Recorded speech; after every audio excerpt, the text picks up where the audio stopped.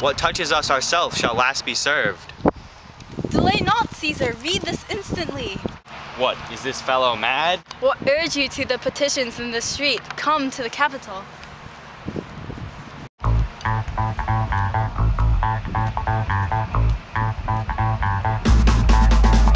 Casca, you are the first to rear your hands.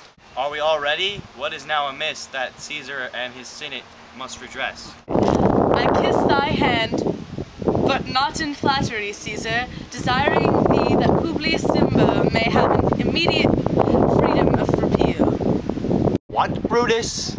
Pardon, Caesar, pardon. As low as to thy foot of doth Cassius fall, to beg enfranchisement for Publius Caesar. I could be well moved if I were as you. If I could pray to move, prayers would move me. But I am constant as the northern star, of whose true fixed and resting quality. There is no fellow in the firmaments. The skies are painted with unnumbered sparks. There are all fire, and every one doth shine. But there's but one that holdeth his place. So in the world 'tis furnished with men, and men are flesh and blood, and apprehensive.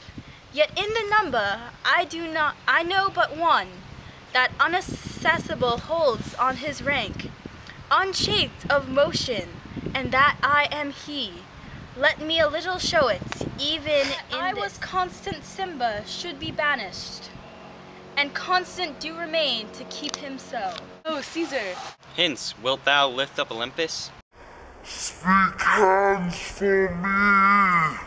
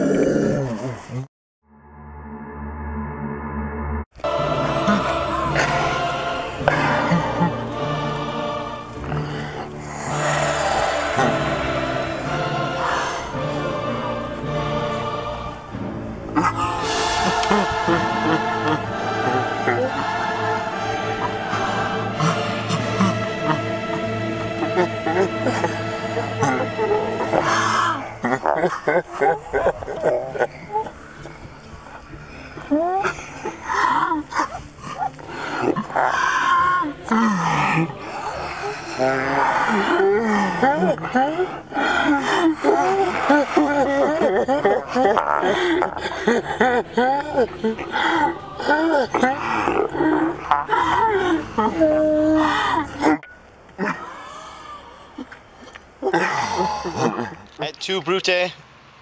Then fall, Caesar. Liberty, freedom, tyranny is dead. Run hence, proclaim, cry it about the streets. Some to the common pulpits and cry out liberty, freedom, and enfranchisement. People and senators, be not affrighted. Fly not, stand not, ambition's debt is paid. Go to the pulpit, Brutus. Fates, we will know your pleasure. That we shall die, we know. 'Tis but the time, and drawing days out, the men stand upon.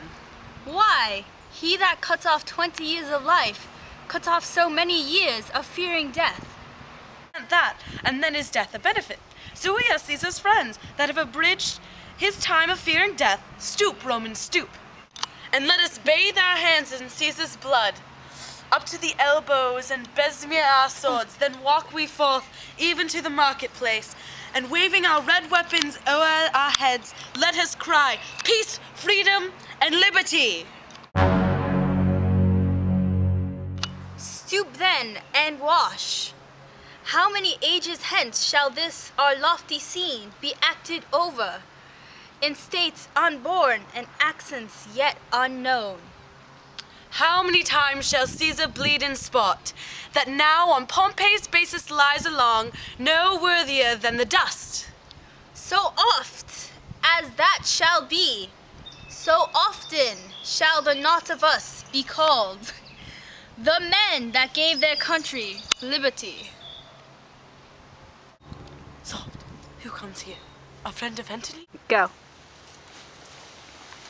Thus, Brutus, did my master bid me kneel. Thus did Mark Antony bid me fall down, and being prostrate, thus he bade me say, Brutus is noble, wise, valiant, and honest. Caesar was mighty, bold, royal, and loving. Say I love Brutus and honor him. Say I feared Caesar, honored him, and loved him. If Brutus will vouchsafe that Antony may safely come to him and be resolved, how Caesar hath deserved to lie in death, Mark Antony shall not love Caesar dead. So well as Brutus living, but will follow the fortunes and affairs of noble Brutus, thorough the hazards of this untrode state, with all true faith, so says my master Antony.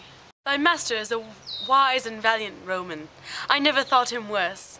Tell him, so please him come unto this place, he shall be satisfied, and, by my honour, depart untouched. I'll fetch him presently. I know that we shall have him well to friend. I wish we may, but yet I have a mind that fears him much, and my misgivings still fall truly to the purpose. But here comes Antony. Welcome, Mark Antony. O mighty Caesar, dost thou lie so low? Are all thy conquests, glories, triumphs, spoils, shrunk to this little measure? Fare thee well. I know not, gentlemen, what you intend. Who else must be let blood? Who else is rank? If I myself, there is no hour so fit as Caesar's death hour, nor no measure of half that worth as those your swords, made rich with the most noble blood of all this world. I do beseech thee, if you bear me hard, now wilt your purpled hands do reek and smoke. Fulfill your pleasure, live 1,000 years, I shall not find myself so apt to die. No place will please me so, no means of death. As here by Caesar, and by you cut off, the choice and master spirits of this age. Oh, Antony, beg not your death of us. Thou now we must appear bloody and cruel, as by our hands in this our present act. And this the bleeding business they have done, our hearts you see not. They are pitiful, and pity to the general wrong of Rome.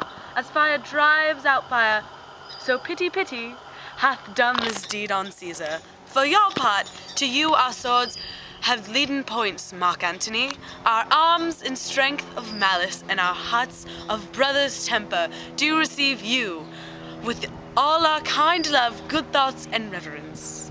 Your voice shall be as strong as any man's in the disposing of new dignity. Only be patient till we have appeased the multitude besides themselves with fear, and then we will deliver your cause. Why, I did that love Caesar when I struck him, have thus proceeded. I doubt not your wisdom. Let each man render me his bloody hand. First, Marcus Brutus, I will shake with you. Next, Caius Cassius, do I take your hand. Now, Decius Brutus, yours. Yours, Sina. And my valiant Casca, yours. All, alas, what shall I say? My credit now stands in such a slippery ground, that one of two bad ways you must conceit me, either a coward or a flatterer, that I did love thee, Caesar, oh, 'tis true. If then thy spirit looks upon us now, shall it not grieve thee dearer than thy death? To see that thy Antony, making his peace, shaking the bloody fingers of thy foes, most noble in the presence of thy corpse, has I as many eyes as thou hast wounds, weeping as fast as they stream forth thy blood, it would become me better than to close. In terms of friendship with thine enemies, pardon me, Julius, here waste thy bane, brave heart. Here didst thou fall, and here thy hunters stand, sign in thy spoil, and crimson in thy life. O world, thou waste the force to this heart. And this indeed, O world, the heart of thee, how like a deer strucken by many princes, doth thee here lie. Mark Antony. Pardon me, Caius Cassius, the enemies of Caesar shall say this, then, in a friend, it is cold modesty. I blame you not for praising Caesar so, but what compact mean you have to have with us? Will you be pricked in number of our friends, or shall we on, and not depend on you? Therefore I took your hand, but was, indeed, swayed from the point, by looking down on Caesar. Friends, am I, with you all, and love you all, upon this hope that you shall give me reasons, why and wherein Caesar was dangerous. Or else, were this a savage spectacle, our reasons are so full of good regard, that you, Antony, the son of Caesar, you should be satisfied.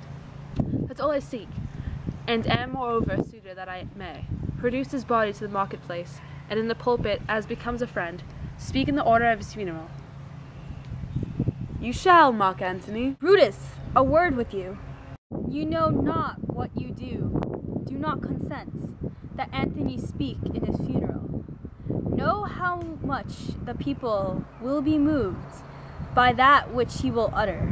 By your pardon, I will myself into the pulpit first, and show the reason of our Caesar's death.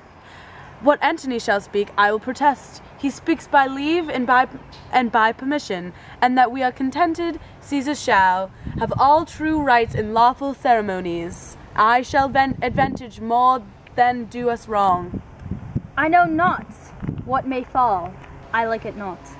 Mark Antony here, take your Caesar's body. You shall not in your funeral speech blame us, but speak all good you can devise of Caesar. Else shall you not have any hand at all about his funeral, and you shall speak in the same pulpit whereto I am going, after my speech is ended. Be it so, I do desire no more. Prepare the body then, and follow us. O pardon me, thou bleeding piece of earth, that I am meek and gentle with these butchers. Thou art the ruins of the noblest man that ever lived in the tide of times. Woe to the hands that shed his costly blood. Over thy wounds now do I prophesy, which like the dumb mouths do ope their ruby lips, to beg their voice in their utterance of my tongue. A curse shall light upon the limbs of men, domestic fury and fierce civil strife shall cumber all the parts of Italy. Blood and destruction shall be so in use, and dreadful objects so familiar, that mothers shall but smile when they behold their infants quartered with the hands of war, all pity choked with the custom of fell deeds, and Caesar's spirit raging for revenge, with et a by his side come hot from hell. Shall in these confines with a monarch's voice cry havoc and let slip the dogs of war, that this foul deed shall smell above the earth, with the carrion men groaning for burden. You sir Octavius Caesar, do you not? I do, Mark Antony. Caesar did write for him to come to Rome. He did receive his letters in his coming, and bid me to say to you, by word of mouth, Oh, Caesar! Thy heart is big, get thee apart and weep. Passion I see is catching from mine eyes, seeing those beads of sorrow stand in thine. Begin to water. Is thy master coming? He lies tonight with 7 leagues of Rome. Post back with speed, and tell him what hath chanced. Here is a mourning Rome, a dangerous Rome, no Rome of safety for Octavius yet. Hie hence, and tell him so. Yet stay a while. Thou shalt not back till I have borne this course. Into the marketplace, there shall I try, in my oration, how the people take the cruel issue of these bloody men, according to the which thou shalt discourse to young Octavius of the state of things. Lend me your hand.